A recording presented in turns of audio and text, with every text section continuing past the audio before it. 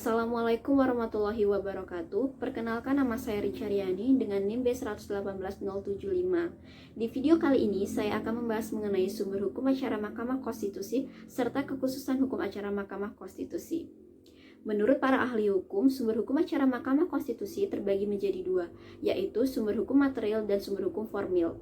Sumber hukum material meliputi pengertian-pengertian asas hukum, hukum terdahulu yang menjadi bahan hukum kemudian, dan sumber terjadinya hukum. Untuk dapat melihat sumber hukum material, maka kita dapat melihatnya dari isi aturan lalu menghubungkannya dengan faktor pembentukan seperti hubungan sosial dan politik, corak peradaban, situasi ekonomi, letak geografis, dan konfigurasi internasional.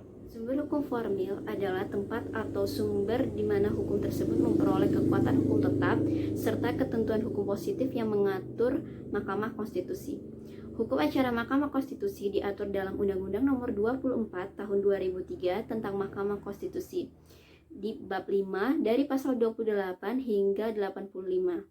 Selain itu, terdapat beberapa undang-undang yang menjadi sumber hukum acara Mahkamah Konstitusi, yaitu sebagai berikut.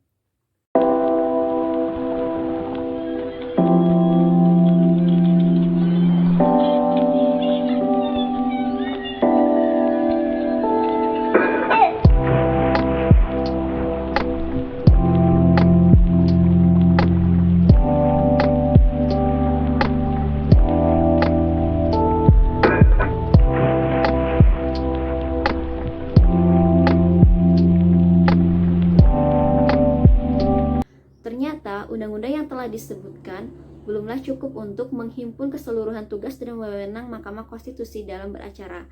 Maka Mahkamah Konstitusi membuat peraturan Mahkamah Konstitusi atau yang disebut dengan PMK. Berikut ini beberapa PMK dalam acara Mahkamah Konstitusi. Mahkamah Konstitusi tidak hanya memiliki 10 PMK atau peraturan Mahkamah Konstitusi. Untuk selanjutnya dapat dilihat pada website resmi Mahkamah Konstitusi berikut ini. Selanjutnya mengenai kekhususan hukum acara Mahkamah Konstitusi. Dalam mengadili perkara, Mahkamah Konstitusi menggunakan konstitusi sebagai dasar hukumnya. Hal itu tampak dari wewenang Mahkamah Konstitusi dalam mempersoalkan konstitusionalitas suatu objek perkara. Berikut ini wewenang tersebut. 1. Wewenang memutus pengujian undang-undang adalah menguji konstitusionalitas suatu undang-undang. 2. Wewenang memutus sengketa kewenangan lembaga negara. Pada hakikatnya adalah memutus kewenangan suatu lembaga negara yang dipersengketakan konstitusionalitasnya. 3. Wewenang memutus pembubaran partai politik adalah wewenang memutus konstitusionalitas suatu partai politik. 4. Wewenang memutus pendapat Dewan Perwakilan Rakyat dalam proses pemakzulan presiden dan atau wakil presiden. Jika dalam hukum acara perdata terdapat prinsip hakim bahwa hakim tidak boleh memutus melebihi apa yang dimohonkan oleh pemohon, hal itu disebut dengan ultra petita. Ternyata hal tersebut juga dipositifkan oleh acara Mahkamah Konstitusi dalam Undang-Undang Nomor 8 Tahun 2011 atas perubahan Undang-Undang Nomor 24 Tahun 2003 tentang Mahkamah Konstitusi pada pasal 45A yang menyatakan bahwa putusan Mahkamah Konstitusi tidak boleh memuat amar putusan yang tidak diminta oleh pemohon atau melebihi permohonan pemohon kecuali hal tertentu yang terkait dengan pokok permohonan.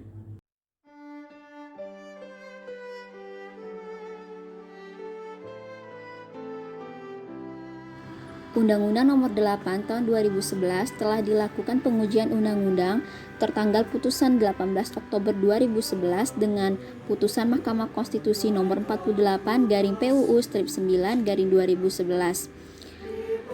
Pasal yang dimohonkan pengujian dari Undang-Undang Nomor 8 Tahun 2011 adalah Pasal 45A dan Pasal 57 Ayat 2A.